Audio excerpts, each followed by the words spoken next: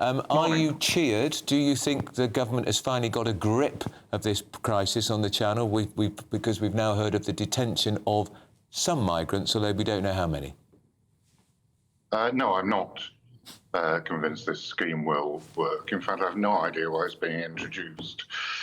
We know that there are schemes in Europe, in Denmark in particular, a social democratic country. In many ways, its political system is similar to the UK's.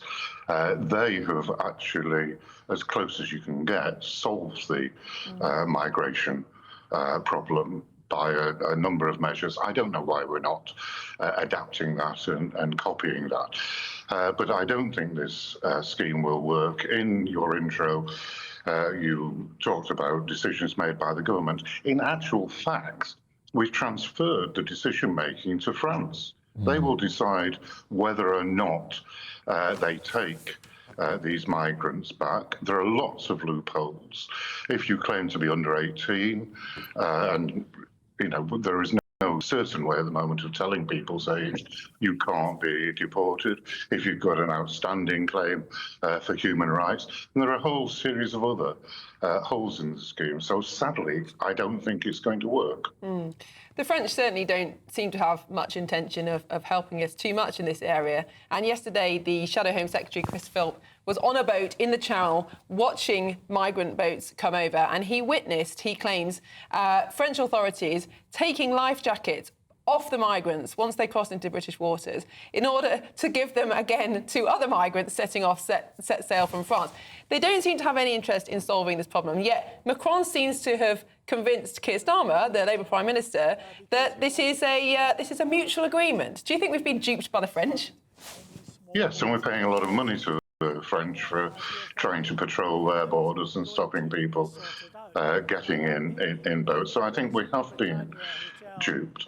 The people crossing the Channel will only stop if they believe there is no point in coming. If they believe they're going to be detained and deported to wherever, not necessarily France, then they will stop coming. That's happened in Denmark, which has solved the problem, and in Greece. People are detained until there is somewhere for them to go.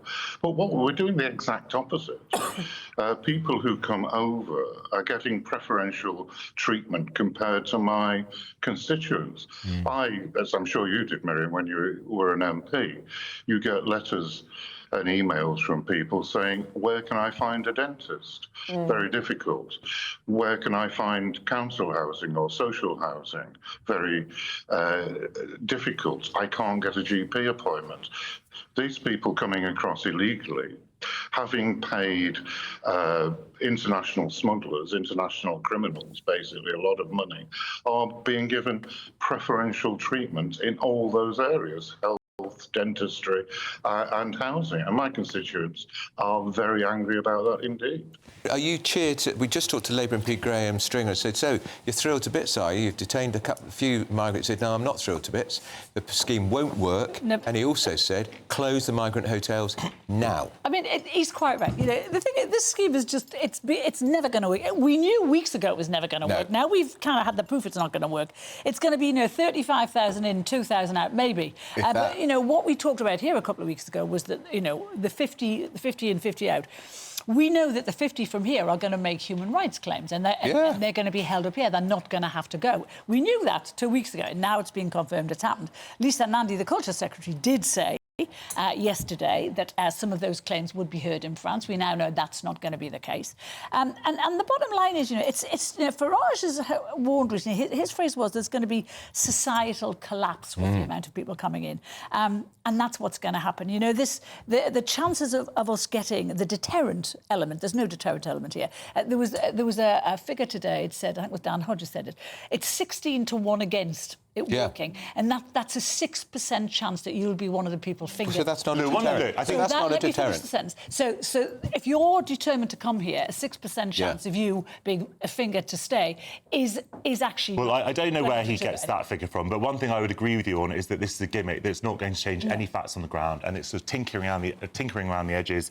If you think this is a crisis, then it's not going to solve anything, and if you don't think this is a crisis, then it's just a distraction from the actual issues facing. Do you not think this is a crisis? As I've told you many, many times, Carole, I think it's an issue, it's a problem. There are ways to fix it, which the government is not entertaining, safe legal routes, etc.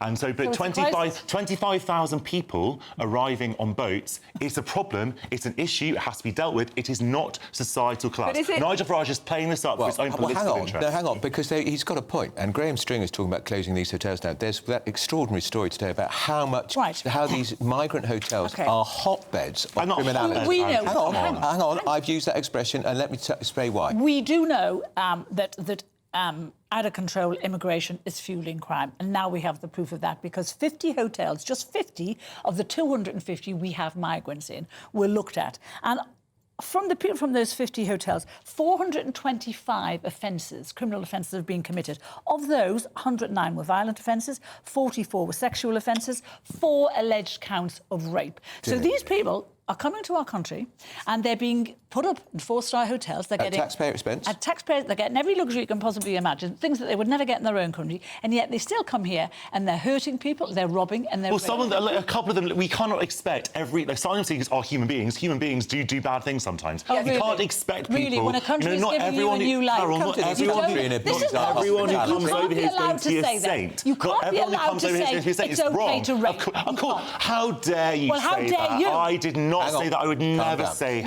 how it's okay to rape. That's outrageous thing to say. What I'm saying is that some people who come here, of course, will commit crimes and they should be dealt with in the normal way. It doesn't mean we have to throw the baby out of the bathwater by closing down the asylum system. We do know that some of the countries from which these people come do have much, much higher prevalence of sexual assault. That is known. We have the official statistics. Can we just go back to what you said about this is not an issue big enough for societal collapse? Now, in terms of the numbers coming in, obviously they're tiny compared to the number of legal migration. That's absolutely true. But the political and the kind of psychological impact of this is that people now think that their own government is against them, that their institutions are against them. When they hear that asylum seekers are getting free healthcare, free dentistry, when they hear about the cover-ups of people's immigration status when crimes are committed, people start to think that the government is against them. And that's a dangerous moment politically. Well, I certainly agree that there are a lot of people who are very, very sort of disturbed and angry about this issue and they want it to be resolved. I'm not saying it's not an issue. I'm saying that there are so many issues in this country, and this is 25,000 people. It's even if you talk about immigration, it's a tiny fraction of the total number of migrants. You say 25,000 people. Well, that's so far. There are protests in towns and cities all over this country. Yeah, there are. Precisely because of this problem. So it is a societal problem. Parents are terrified about their children. People generally are worried about women and children on our streets and the violence these people are bringing. So it is a societal problem. But, Carole,